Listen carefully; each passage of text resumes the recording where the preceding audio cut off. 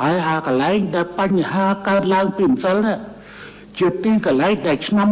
2009ខ្ញុំទៅកន្លែងនោះ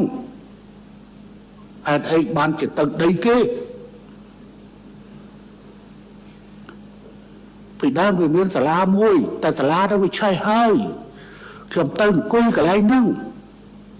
អញ្ចឹងបានខ្ញុំមិនអស់ចិត្តតែមិនអស់ចិត្តណា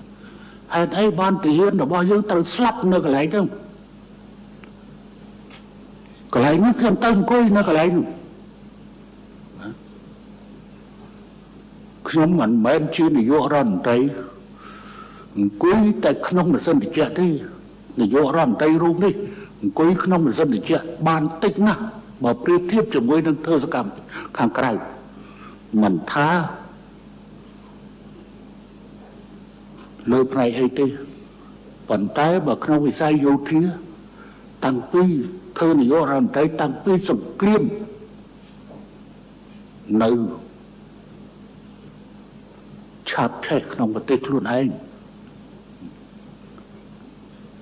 ឃើញរូបភាពជាច្រើនមិនមែនជារូបភាព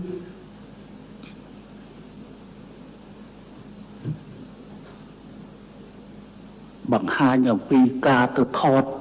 បែបថតភាពយន្តនេះណា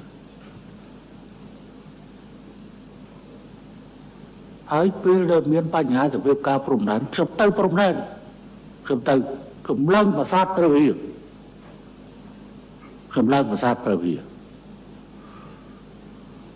ខ្ញុំទៅដល់មុំបីទៅដល់កន្លែងដែលខ្ញុំដើរផ្ទុះអាវុធពីម្សិលខ្ញុំទៅនោះចុះរឿងអីដែលរឿងនេះប៉ុន្តែខ្ញុំសុំបញ្ជាក់ថាយើងចង់ឲ្យសភាពការវិលត្រឡប់ទៅចំណុចដើមវិញតែប៉ុណ្ណឹង